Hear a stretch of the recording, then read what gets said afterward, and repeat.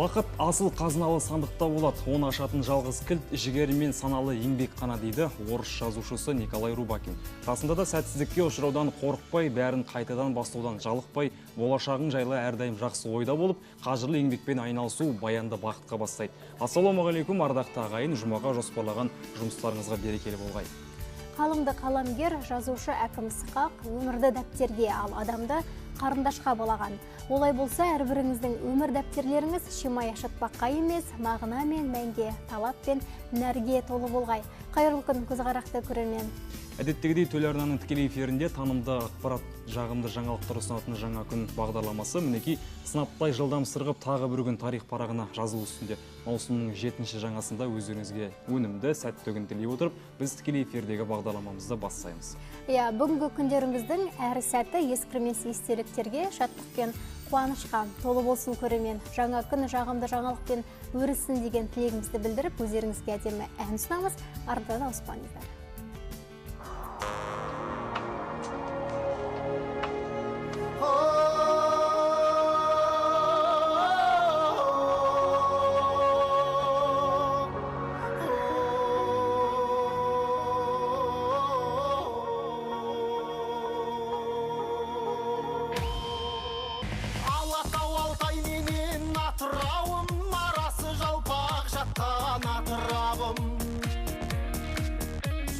Бабамның ізі қалған әр тасында санасам сарыарқамның шоқыларын. Жаратқан нығметіңе шүкір еттім, жерімнің құнарлы еткен топырағын.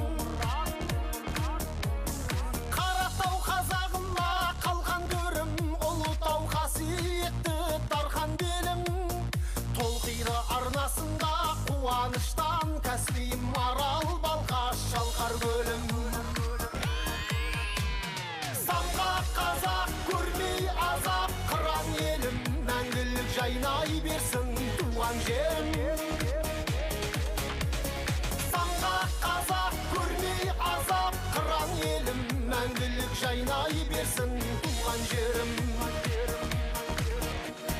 Көкшетау баян ауыл қарқаралым, жер үйік жетісу ғой айтар әнім. Тамыры енді аламның деп білемін, Ертіс пен Сырдарияның сан тарауын. Тілегім ен байлығын сарқылмасын, қазына батасындай қартананың. Ешқашан арнасынан су кетпеген, жалғасы есіл нұран көктеген. Қазақтың қасиетті даласына шіркін ай кімдер келіп кім кетпеген. Самғақ қазақ көрмей азап қыран елім, мәңгілік жайнай берсін туған жерім.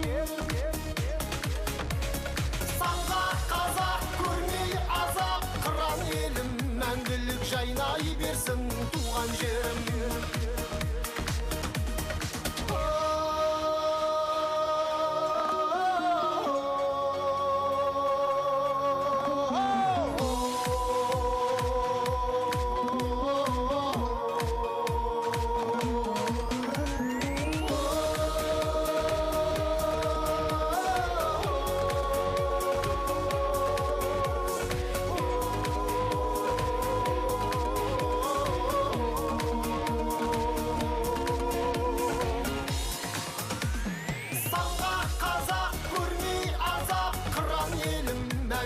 Жайнай берсін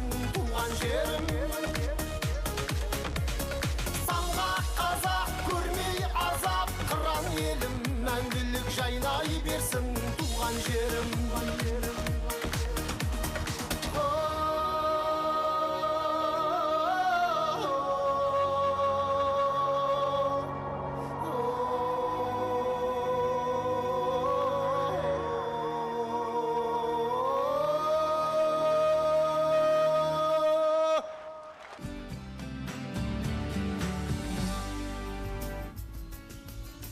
Аймағымыздың жетекші арнасында ақпараттандық жаңа күн бағдарламасы. Біз тікелей эфирдегі хабарымызды одан әрі жалғастырамыз. Жұлдыз, білесің ба, мамандардың айтуы бойынша әр айдың өзінің ерекшеліктері болады екен. Мысалы, маусым айында туылғандар өздерін қатты жақсы көреді, өздерін сүйгіш және тазалыққа мықты екен. Дегенмен талант әр жұлдызнама белгісіндегі жандар әр жылмен қоса әр күніде бір ерекше көңіл күйде, әртүрлі көңіл күйде жүреді емес пе? Оларға астрологтар күнделікті күнге өздерінің кеңестерін ұсынып, болжамдарын дайындап қояды. Соған орай кейбір жандар осы астрологтардың болжамына қарай сәйкес күнделікті өмірлерін жоспарлап жүреді емес пе? Жұлдыз жорамал айдарына кезек бермей тұрып, ауа райы мәліметтерімен таныстырып өтейік. Қазгидрометтің хабарлауынша, бүгін аймағымыздың кей жерлерінде жылдамдығы 23 метр секунд болатын шаңды дауыл күтіледі. Төтенше жағдайлар департаменті облыс тұрғындары мен қонақтарына қауіпсіздік ережелерін сақтауға баса назар аударуын ескертеді. Хабарымызды жалғастырамыз. Назарларыңызда жұлдыздар болжамы.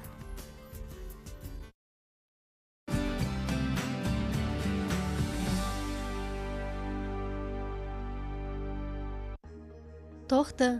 Бірнеше маңызды сұрақтарға жауап табасыз. Бұрын қиындық туғызған немесе өзіңіз қорқа соқтап жүрген іскерлік келіссөздерді өз пайдаңызға шешетін боласыз.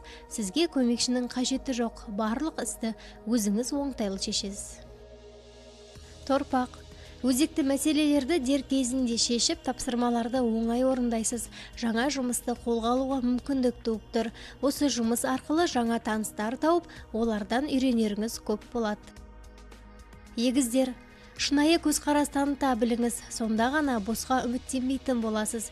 Егер өз мүмкіндігіңізді толық пайдаланатын болсаңыз, жаңа жобаларды қолға алатын боласыз. Олар сізге көп пайда келетінін естен шығармаңыз. Шаян, барлық шаруаны ысырып қойып, жақсылап демалыңыз. Жұмысты кейінде аяқтауға болатынын ұмытпаңыз. Жеке өміріңізге көп көңіл бөліп, болашағыңыз туралы көп ойланыңыз. Уәдеңізде тұруды да ұмытпаңыз. Арыстан, жалғыз қалып болашақ туралы ойланыңыз. Өткен күндерді де ойлап, өз-өзіңізге есеп беріңіз.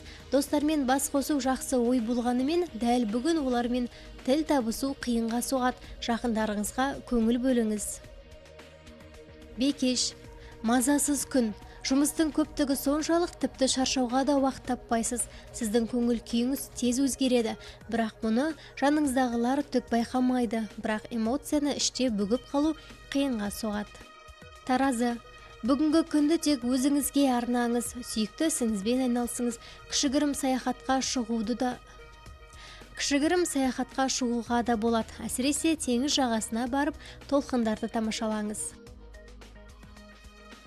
Саршаян, денсаулығыңызға абай болыңыз. Соңғы уақытта бауырыңыз жиі мазалап жүрген сыңайлы, майлы және тұзды тағамдардан бас тартыңыз. Спортпен шұғылданыңыз. Сонда дене бітіміңіз де, ас қорыту жүйесі де қалыпқа келеді.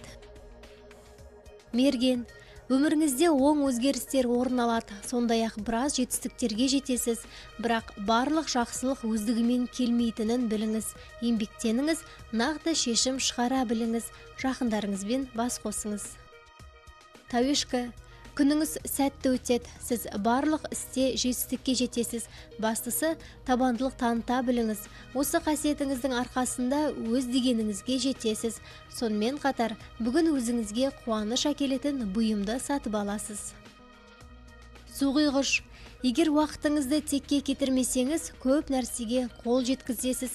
Жаңа істі қолға алып, жаңа жоба бойынша жұмыс жасауға болады. Түстен кейінгі уақытта ойға түрлі идеялар келіп, кәсіби жоспарларды жүзеге асыратын боласыз.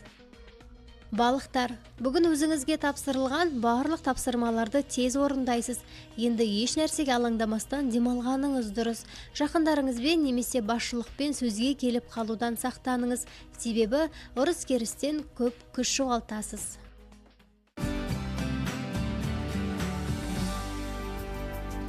Тікелей эфирде ақпаратты тандық жаңа күн бағдарламасы. Елбасының ұлы даланың 7 қыры атты мақаласы мәңгілік еліміздің мақсат мұратын жүзеге асырудың түп негіздерін және рухани жаңғыруымыздың негізгі бағыттарын, ұлтымыздың болмыс бітімін, өркениет дамуындағы айрықша үлесін айқындап берді.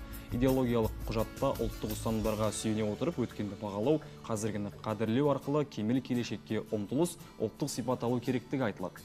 Маңызы мен мағынасы қоса өрілген құжат қазақтың қанына сіңген ұлттық құндылықтар мен дала фольклоры, ұлт мәселесі, тарих, әдебиеттану, архив, археология, кинематография сынды бірнеше салалардың болашақтағы бағдарын жан-жақты талдап, таяу жылдарға арналған ауқымды міндеттерді нақтылап берді. Сонымен қатар кеңістік пен уақыт өлшеміне сай тарихи сананы жаңғырту қажеттілігіне тоқтала келе, ұлы даланың 7 қырын жан-жақты зерделеу үшін бұл бағыттағы арнайы жобаларды әзірлеп, жүзеге асыруды тапсырды. Осыған орай аймағымызда ұлы даланың 7 қыры мақаласындағы архив 20-25 7 жылдық бағдарламасы аясында жас архивистер мен тарихшылар клубы ашылды. Аталған клубтың алдағы жұмысы турасында студия төріне келіп жайғасқан мейманымыздан сұрап білмекпіз. Таныс болыңыздар.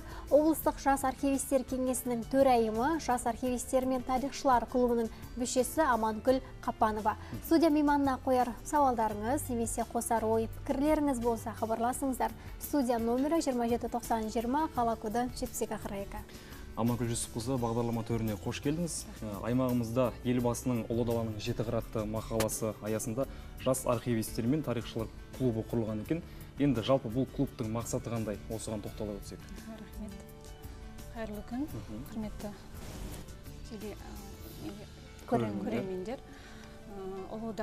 Елбасының ұлы даланың 7 жылдық бағдарламасы, оның ішінде архив 20-25 бағдарламасы жарияланған болатын елбасының бастамасымен. Яғни осы бағдарлама аясында біздің осы облыс архивте, аймақта жас тарихшылар мен архивистер клубы құрылған болады. Негізінен архив қызметкерлері халық жадының сақтаушылары. Өйткені олай айтатын себебім, архивтегі құнды құжаттарсыз тарихты зерттеу, білімді, ғылымды дамыту мүмкін емес деп айта аламын. Сондықтан бұл клубтың құрудағы мақсатымыз жас тарихшылардың тарихи білімдерін жетілдіру, кәсіби деңгейін өсіру, архив құжаттарын насихаттау арқылы өлке тарихына деген қызығушылығын қалыптастыру. Басты мақсат осы. Жалпы енді бұл клубтың бүгінгі таңда ережесі бекітілді ме? Ережесі бекітілді. Бірінші осы мамыр айында бірінші отырысы өткізіліп, ережесі бекітіліп, комиссия мүшелері нақтыланды. Енді ары қарай осы жоспар бойынша ары қарай жұмыстарды жүргізуде жоспарлап отырмыз, мақсат етіп отырмыз. Жоспар бойынша іс-шараларды жүргізуге осы жас архивистердің клуб мүшелерімен бірігіп. Енді өзіңіз айтып өткендей, клубтың мақсаты жас архивистердің, жас тарихшылардың кәсіби өсуіне ықпал ету, жастардың жаңа көзқарастарын дамыту, архив құжаттарын насихаттау арқылы туған өлкенің тарихына деген қызығушылығын қалыптастыру. Енді осы тұста клубқа кімдер мүше бола алады? Олардың жас шамасына тоқтала өтсеңіз. Жас шамасы әрине бұл маңызды. Яғни 35 жасқа дейінгі жоғары, осы қаламыздағы жоғары және орта оқу орындарының тарихшы мұғалімдері, жас тарихшы зерттеушілер, магистр мамандары, орта мектептердің тарихшы мұғалімдері мүше болды бұл жеке клубқа. Нақты 40 адамдай мүшелікке кірді. Енді бұл мүшелікке кіру үшін тағы да арнайы қандай талаптар бар? Мүшелікке кіру үшін енді біз әр адамның өзінің қызығушылығы, біз әр немен енді аймақтағы жаңағы орта оқу орындарымен бірлесіп жұмыс жасаудамыз.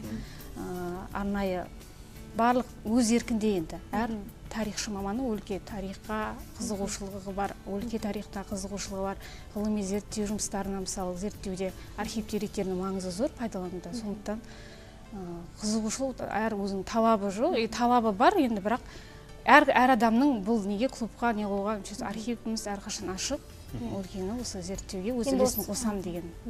Ал енді клубқа мүше болуға ниеттенген жанымен арнайы бір келісім шартқа отырасыздар ма? Келісім шартқа жоқ, ондай келісім шарт жоқ.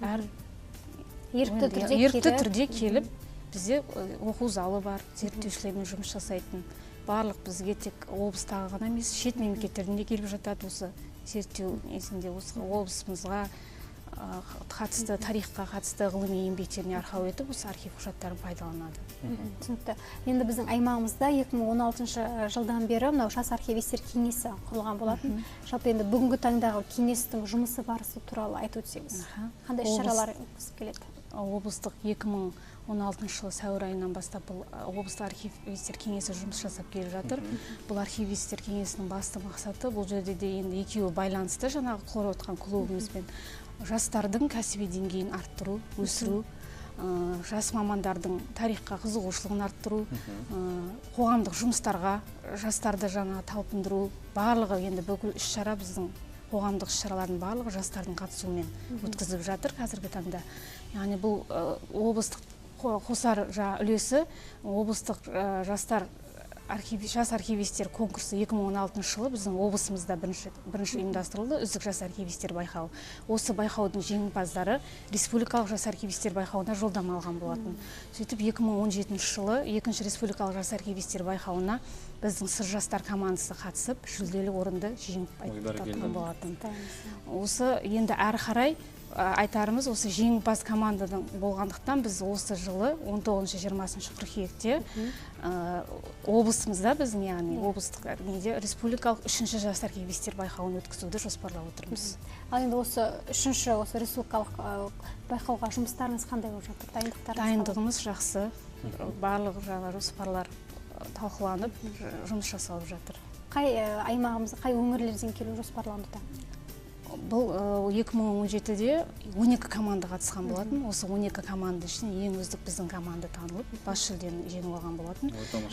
Биылда сондай командалар қатысады деп үміттеніп отырмыз. 12-15 команда барлық облыстардан келеді архивтерден. Ал енді өзіміздің өңірдегі осындай жас архивистермен жұмыс қазірден бастап орнатылды ма, байланыс орнатылды. Сол осы архивистер клубы кеңесі құрылғаннан бастап байланыстамыз. Әр не сайын 90 сайын отырыстар өткізіліп отырады. Жастардың осы несі талқыланып отырады. Қандай жаңа іс-шаралар, қандай өзекті мәселелер бар жастардың ойында, соның барлығы осы кеңесте талқыланып жүзеге асырылып отырады. Ал байқауда неше кезеңнен тұрады? 3 кезеңнен болады. Таныстыру, сосын осы неге байланысты білім тест жұмысы болады, және өзінің жаңа өнерін көрсету. Сол бойынша осы 3 неде. Жалпы Амангүл ханым, архив 2025 7 жылдық бағдарламасын жүзеге асырудың тиімді тұстарына тоқталып өтіңізші.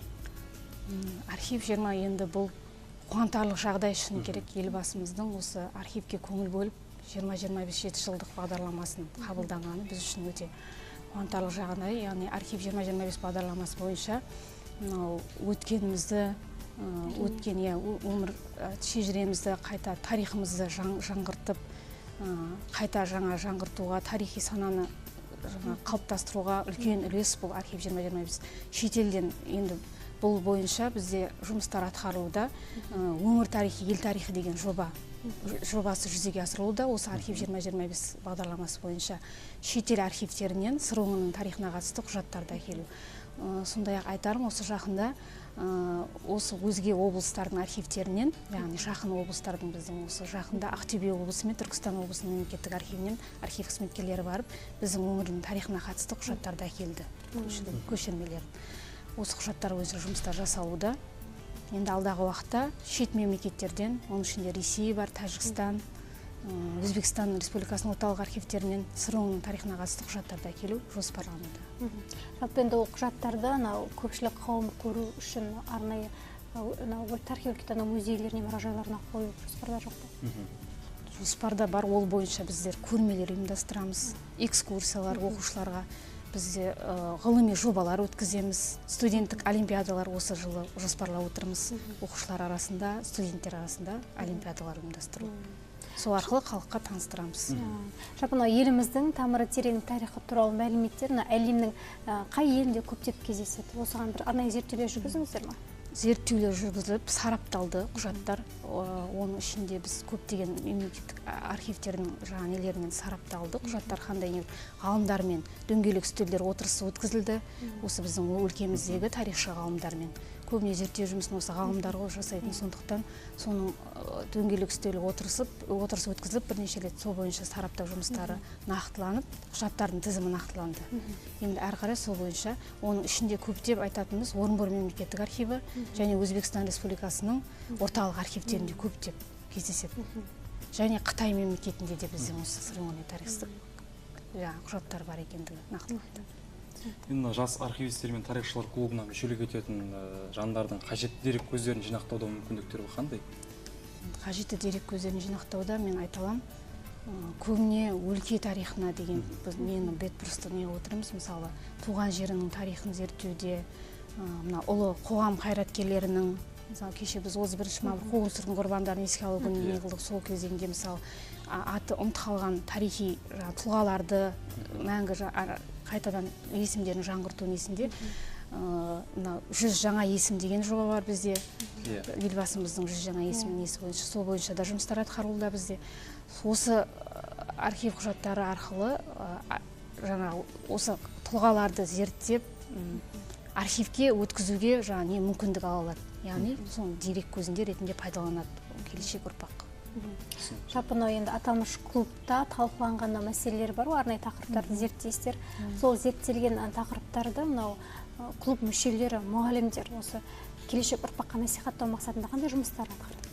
Насихаттау мақсатында ғылыми жобаларымыз 2018 жылы біз орта мектеп оқу орындарымен және Назарбаев зияткерлік мектебімен бірлесіп осы ғылыми жоба байқауын өткізген болатынбыз. Осы ғылыми жоба байқауында оқушылардың қызығушылығы өте басым болды. Бірінші келген кезде архив дегенде көбіне шаң басқан құжаттар деп, өте оқушылардың, байынша адамдардың қызығушылығы өте не болмайды, бірақ келіп көргеннен кейін оқушылар өте қызығып, өлкенің қажет мәліметтерді өздерінің ғылыми жобаларына, ізденістеріне терең арқау етіп, осы біздің архивтің деректерін көптеп пайдаланып, әдістемелік жинақтарды шығарып, мысалы, осы архив деректерін пайдаланып жатыр. Қандай әдіс тәсілдерді пайдалану керек деп ойлайсыз жастарды осындай қызығушылық таныту мақсатында? Енді сабақтар, өлкелік тарихи танымдық сабақтар өткізіледі. Көрмелер, мынау тарихи атаулы күндерге біз электронды көрме деген жобамыз бар. Осы жобаны біз ай сайын салып отырамыз тарихи атаулы күндерге. Бұл жобаның мақсаты әлеуметтік желі арқылы қолжетімділігін қамтамасыз ету халықтың. Мысалы архивке келмей-ақ әкімнің сайтына кіріп, осы архив туған өлкенің тарихына қатысты мәліметті осы сайттан әлеуметтік желі арқылы пайдалана алады. Енді клуб мүшелерімен бірлесе отырып, алдағы уақытта экскурсияға шығу жоспарлануда ма? Жоспарлануда. Экскурсияға шығу, туған өлке тарихын, туған жер бағдарламасы деген бар елбасымыздың. Осы бағдарламасы аясында да тарихи орындарға экскурсияға шығып, сол бойынша мысалы өлкелік танымдық сабақтар өткізуде. Осы экскурсия барысында жалпы қалған клуб мүшелерімен болсын, жалпы оқушылармен болсын, байланыс орнату үшін сіздер бір онлайн экскурсия өткізу жоспарланды? Оның да ондай да мінелер бар. Алдағы уақытта енді кеңейту, осы клубтың жұмысын кеңейту, ары қарай дамыту мақсатында бұндай жоспарларды. Енді қазіргі таңда техниканың дамыған заманы, сондықтан ондай да ұсыныстарды әр осы клуб мүшелерінің ұсыныстарын қабылдай отырып, ары қарай жүзеге асырамыз деген ойдамыз. Жас архивистер мен тарихшылар клубының алға қойған бағыты, жоспары қандай? Бағыты, жоспары сол өлке тарихын зерттеп, көпшілікке таныстыру. Осы біздің архив құжаттарын насихаттау арқылы архивте тұнып жатқан тарих, архив деген қарап отырсаңыздар, барлық өткенін, кешегі, бүгінді зерттеп, терең білім айтып жатты. Ғылымды, білімді дамыту үшін де мысалы архив құжаттарын, деректерді пайдалана отырады. Сондықтан өлке тарихын зерттеп, жастарды отаншылдыққа, патриоттыққа тәрбие беру басты мақсатымыз сол. Ғылыми әдістемелік жинақтар шығару, кітаптар шығару, сол арқылы жас ұрпаққа осы нені таныстыру. Зерделі іс болар еді деп ойлаймын, егер осы бүгінгі осы жасап жатқан жұмыстарымыздың барлығы жүзеге асырылып, жас ұрпаққа тарих ұрпақтан ұрпаққа беріліп отырса, бұл үлкен жұмыс болар еді деп ойлаймын. Түсінікті. Әрине. Аманкүл ханым, бағдарлама төрінен табылып, осындай бір маңызды бастаманың қолға алынып жатқаны туралы көрермендерді ақпараттандырғаныңыз үшін алғыс айтамыз. Жасап жатқан жұмыстарыңызға береке, табыс тілейміз. Тарихи өзіміздің өлкеміздің тарихын әрқашанда біліп жүру ол әркімге міндет. Сол себепті сіздерге тек алғысымызды білдіреміз. Рахмет сіздерге де. Сізге рахмет.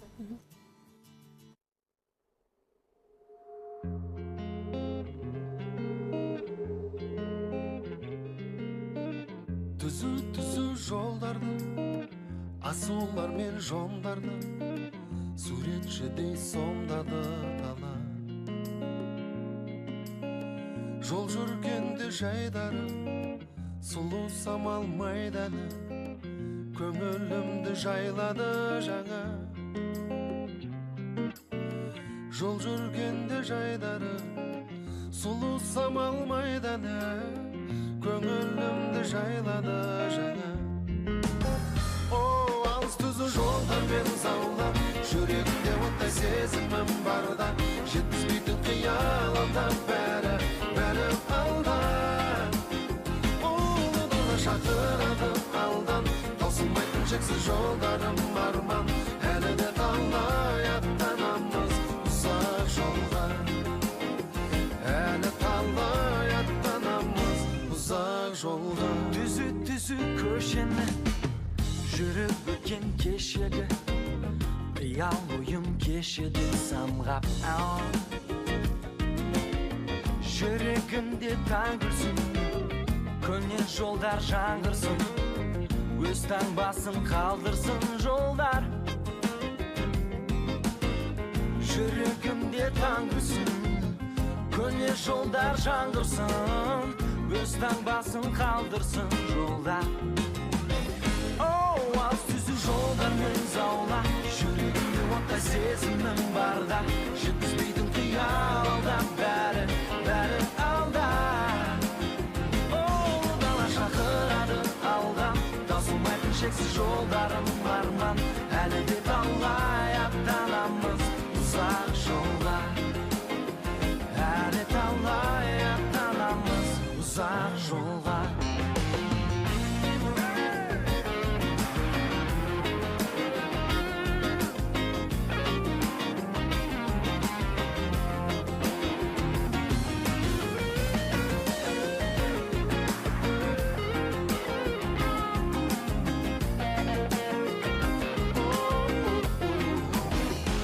Алыс түзу жолдармен заулап, жүрегімде оттай сезімім барда, жеткізбейтін қиял алда бәрі алда. Ол дала шақырады алдан, таусылмайтын шексіз жолдарым арман, әлі де талай аттанамыз ұзақ жолға. Әлі талай аттанамыз ұзақ жолға.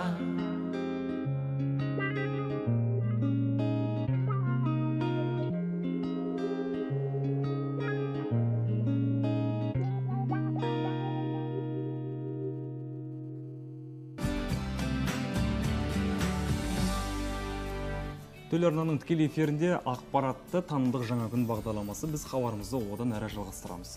Талант, жалпы бала күнімізде, бастауыш сыныпта оқып жүрген кезде баршамызға бір қызық сұрақ қойылатын еді, өскенде кім боласың деген. Сол сұраққа сен қалай жауап бердің? Енді ол кезде бәріміз менің атым Қожа, фильмдегі Қожа секілді космонавт боламыз деп армандаушы едік. Мен де сол жандардың қатарындамын негізінде.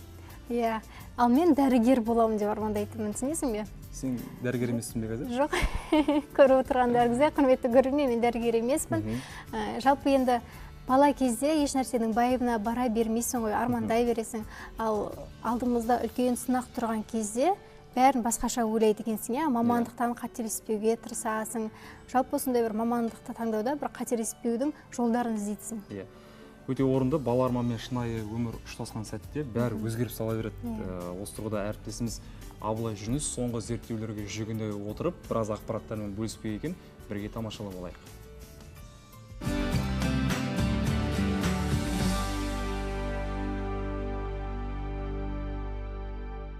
Еңбек нарығы ешқашан бір орында тұрмайды. Кеше ғана сұранысқа ие мамандықтар бүгін өз өзектілігін жойып, орнына мүлде жаңа мамандықтар пайда болуда. Ендеше заман ағымынан қалыспай, нарықта сұранысқа ие мамандыққа қарай ұмтылу керек. Career-Cast компаниясы 2019 жылы сұранысқа ие болатын мамандықтар тізімін жасап шыққан. Мұнда алғашқы үштікті бағдарлама әзірлеушісі, медициналық технолог, пиар маманы бастап тұр. Ал Nesta инновациялық компаниясының 2030 жылға қарай сұранысы артатын мамандықтар тізімінде алғашқы ондықты мұғалім мамандығы бастап тұр. Бұндағы жұмыс түрлерінің сұранысы да, сәйкесінше табысы да аз емес. Төмендегі бағдарлама Java әзірлеушісі, денсаулық сақтау менеджері, медицина қызметкері, дәрігер, физиотерапевт, хирург, ақпараттық қауіпсіздік бойынша сарапшы, киберқауіпсіздік инженері, ақпараттық сарапшылар, құрылысшы, мұғалім, қаржы саласы маманы, маркетинг, жарнама маманы сұранысқа ие топ 9 мамандықтар қатарында. Қазақстандағы жұмысшылар аз шоғырланған сектор ауыл шаруашылығы. Бұл алдағы 5-10 жылдықта ауыл шаруашылығы саласындағы жұмысшылар мен мамандарына деген сұраныс артатынын көрсетеді. Себебі елімізде дәл осы сектор кенже дамып келеді. Ауыл шаруашылығы дамуының деңгейі көбінесе елдің экономикалық қауіпсіздігін анықтайды. Қазақстанның ауыл шаруашылығына қолайлы жерлері көп болғандықтан әлем нарығында бәсекелестікке қабілетті агроөнеркәсіп секторын дамытуға барлық мүмкіндіктері бар. Оған қоса ел халқының жартысына жуығының әлеуметтік жағдайы ауыл аймақтарымен тығыз байланысты. Ауыл республика экономикасы дамуындағы маңызды фактор болса, ауыл халқы еліміздің қоғамдық саяси тұрақтылығының да шешуші фактор болып есептеледі. Еңбек нарығы ешқашан бір орында тұрмайды. Кеше ғана сұранысқа ие мамандықтар бүгін өз өзектілігін жойып, орнына мүлде жаңа мамандықтар пайда болуда.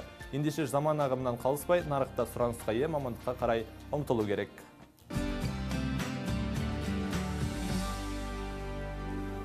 Біз тікелей эфирдегі хабарымызды одан әрі жалғастырамыз. Арнада жаңа күн бағдарламасы. Қазіргі таңда баспалдақ басып көтерілуге ерінген кез келген адам үшін лифт құрылғысы таптырмас көмек, тек электр қуаты сөніп қалмаса болғаны. Ал сіз осы лифтте келе жатып, алғашқы лифттер мен олардың қалай пайда болғаны жөнінде ойланып көрдіңіз бе? Қызық, е? Әлемдегі алғашқы лифт Версальде 15-ші Людовиктің сарайында тұрғызылған екен. Содан кейін орыс монархтары да өздерінің қысқы сарайларына орналастырған көрінеді. Алғашқы электрлік лифт секундына 2 метрлік жылдамдықта жұмыс жасаған.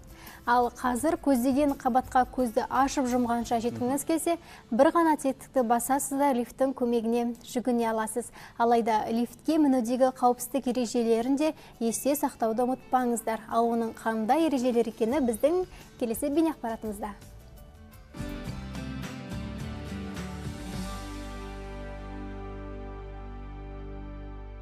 Күнделікті қолданатын құралдарымыздың бірі жедел саты. Жедел сатының өмірімізді біршама жеңілдеткені рас. Дегенмен лифтіге қатысты орын алатын оқыс оқиғаларда кездесіп жататыны жасырын емес. Ал сіз лифт қауіпсіздігі жайлы не білесіз? Жедел саты ішінде қалып қоймау үшін оны дұрыс пайдалану керек. Мәселен, жедел саты шақырғаннан кейін біреуді күту кезінде жедел саты есігін аяқпен не қолмен тоқтатудың қажеті жоқ. Кейбір көтергіштер автоматты тоқтау жүйесімен қамтамасыз етілмегендіктен есік жабылғанда қолыңызды не өзіңізді қысып қалуы әбден мүмкін. Және өзіңіз баратын қабатты басқаннан кейін өзге түймелерді баспаған абзал. Егер лифт ішінде қалып қойған болсаңыз, өз бетіңізше әрекет етпей, құтқару мамандарын шақыру керек. Ал лифт ішінде ұялы байланыс болмай қалса, арнайы қоңырау шалу түймесін басыңыз. Есікті өз бетіңізше күшпен ашуға тырыспаңыз. Лифтіге балалар арбасымен кірген кезде баланы қолға алып алған жөн. Өйткені жедел саты бірден қозғалғанда арба жылжып, не сәби құлап кетуі мүмкін. Сонымен қатар лифт ішінде секіруге болмайды. Және лифт тоқтағанда оның толық тоқтап, есігінің ашылғанын күтіңіз. Сонымен қатар лифтіге шамадан артық жүк тиеуге болмайтынын ескеріңіз. Және жүкті жедел сатының ортасына қойған жөн. Өйткені ауыр жүкті бір шетке ғана қойсаңыз, лифтінің көтергіш темірінің екінші жағы көтеріліп, тепе-теңдік бұзылуы мүмкін. Лифт күнделікті тіршілігімізге еніп кетті. Сондықтан жедел сатыда ыңғайсыз жағдайға тап болмау үшін жоғарыда айтылған ескертпелерді есте сақтағайсыз.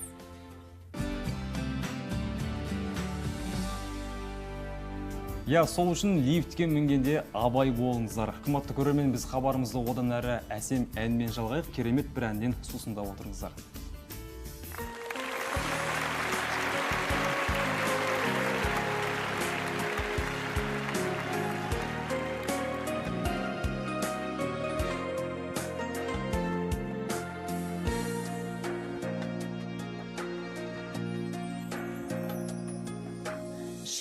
жүрең қандай, көзінен қанбай, жұтатын кәусар бұлақтай. Шайырың қандай, сөзінен балдай, жүрәуің жанған шырақтай. Сыр елім менің, жүр елім менің, түлеткен тұлпар төбегім менің. Қалқыған әні, шалқыған дәні, сайратқан бұлбұл сыр елім менің.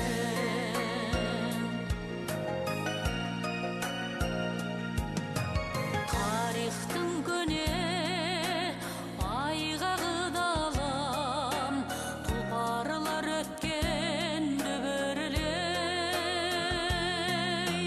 Наркескендерім айзалы бабам, намысы кеткен бөгілбей. Сыр елім менің, жүр елім менің, түлеткен тұлпар төбегім менің. Қалқыған әні, шалқыған дәні, сайратқан бұлбұл сыр елім менің.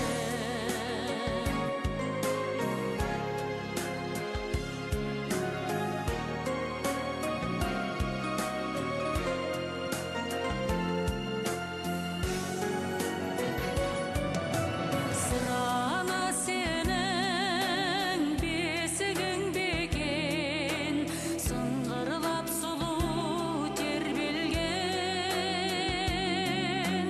Күй болып аққан есілін бекен, қоңыраулы далам мен көрген.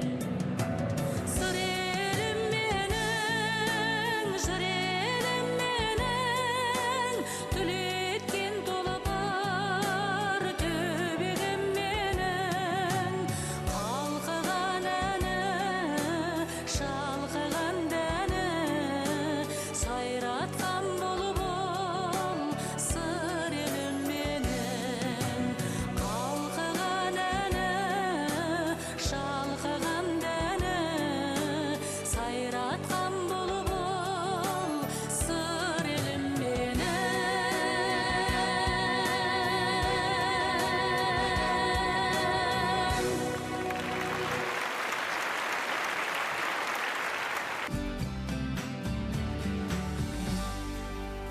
Эфирдегі хабарымызды одан әрі жалғастырамыз. Қазақ елі өзінің тәуелсіздігін алған уақыт аралығында ел әлеуетін арттыруға бағытталған талай ірі бағдарламаларын тұсауын кесті.